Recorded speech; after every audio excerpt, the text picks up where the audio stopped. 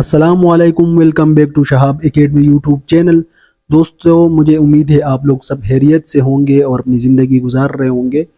बहुत से दोस्तों के कमेंट मैंने आप लोगों को पहले भी कहा था कि मेरे यूट्यूब की वीडियो में कमेंट भरे पड़े हैं और मैं सबको रिप्लाई भी करता हूँ।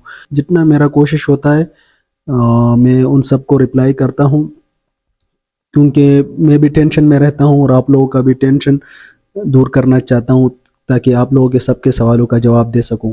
इसी वजह से आज ये वीडियो बना रहा हूँ, ताकि सबके सवालात क्लियर हो जाए। और फिर भी अगर कोई सवाल रह जाए तो मुझे कमेंट में बताए, ताकि मैं कमेंट में रिप्लाई दे सकूं। आप लोगों की टेंशन ख़त्म करना मेरा काम है। तो वीडियो स्टार्ट करते हैं।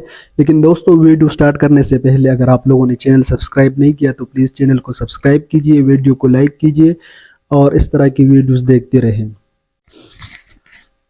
सबसे पहला सवाल ये है कि सर, हमने यूसी गलत सेलेक्ट किया है तो इसका क्या होगा, कि क्या हमें रिजेक्ट कर देंगे या इसका प्रोसेस क्या होगा।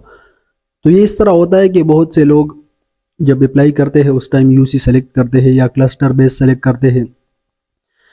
कभी कभी किसी को पता होता है कि अपने यूसी में सीट नहीं है, तो इसी वजह से वो दूसरी यूसी सेलेक्ट करते हैं ताकि उसमें सीट ज़्यादा है। लेकिन उनका प्रॉब्लम फिर यह आ जाता है कि उसका मेरिट तो इसी यूसी में आ जाता है जहाँ पे उसने अप्लाई किया है।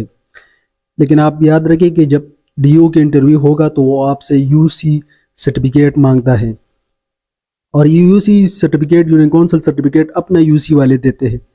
अगर आपको दूसरे यूसी वाले सर्टिफिकेट देंगे तो फिर तो आप उस यूसी की होगे ना। ये यूसी सर्टिफिकेट तब देते हैं जब आप अपने यूसी की हो। यूनियन काउंसिल वालों के पास अपना डेटा होता है कि यह बंदा इस यूसी का है या उस यूसी का है। तो इसके लिए आप लोग क्या करें, डीओ ऑफिस चले जाए, वहाँ पे करेक्शन कर सकते हैं या इंटरव्यू में भी कर सकते हैं। लेकिन इसमें ये होगा कि पहला जो राइट होगा वो अपने यूसी वालों को दिया जाएगा, फिर दूसरी यूसी वालों को एडजस्ट किया जाएगा। आप फिर सरप्लस कैंडिडेट हो तो आपको सबसे बाद में मौका मिलेगा। पहले अपने यूसी वाले को सेलेक्ट करेंगे, फिर आपको सेलेक्ट किया जाएगा। इसकी करेक्शन आप डीओ ऑफिस से कर सकते हैं, वहाँ जाके अपनी ये प्रॉब्लम बता सकते हैं, वो आपको पूरा प्रोसेस बताएंगे। फिर दूसरा सवाल ये है कि सर, आप कहते हो कि न्यू सीट्स आएंगे, तो न्यू सीट कैसे हाली होंगे जब अब ये सारे सीट फिल हो गए। तो इसमें ऐसे हाली होते हैं कि अभी सीटी के जो टेस्ट आए थे तो बहुत से पीएचडी टीचर ने वो टेस्ट दिया होता है। बहुत से लोग पीएचडी के टीचर चले जाते हैं, सीटी में सेलेक्ट हो जाते हैं, तो वो सीट खाली हो जाते हैं, क्योंकि पीएचडी के जितने भी टीचर थे वो सिटी में शिफ्ट हो जाते हैं, सिटी में सेलेक्ट हो जाते हैं। और फिर ऐसे भी हाल होते हैं कि कुछ असातिज़ा रिटायर हो जाते हैं। इस साल जितने रिटायर्ड हो गए हैं उनके भी सीट खाली हो गए हैं। तो इसी वजह से आप खाली सीट ढूंढ सकते हैं और आपको पता लग जाता है कि हमारे यूसी में इतने सीट खाली हो गए हैं। अब सवाल ये है कि सर, नेक्स्ट पीएचडी सीटी, डीएम कारी, एटी, टीटी, ये सीट्स कब आएंगे।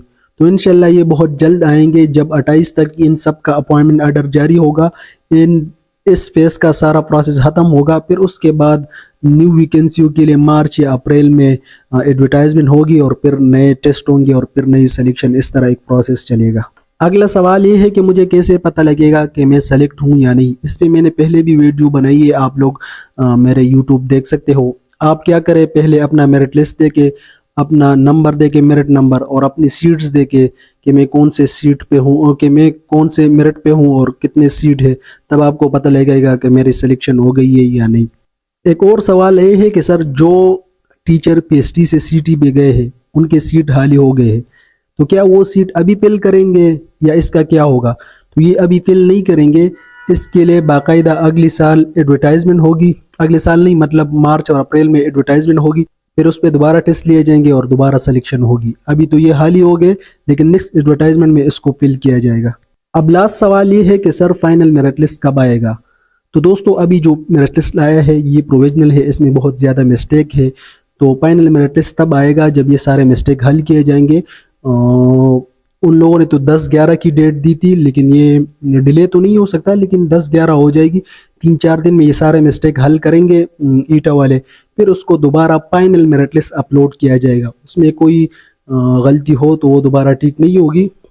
वो ईटी ऑफिस जाके आप कांटेक्ट कर सकते हैं लेकिन वो दोबारा टिक नहीं होगी और फाइनल मेरिट लिस्ट के बाद DO का इंटरव्यू होगा और फिर आप लोगों के अपॉइंटमेंट ऑर्डर आएंगे। दोस्तों ये थी कुछ इन्फॉर्मेशन आप लोगों को देने के लिए। वस्सलाम, इंशाल्लाह मिलते हैं नेक्स्ट वीडियो में।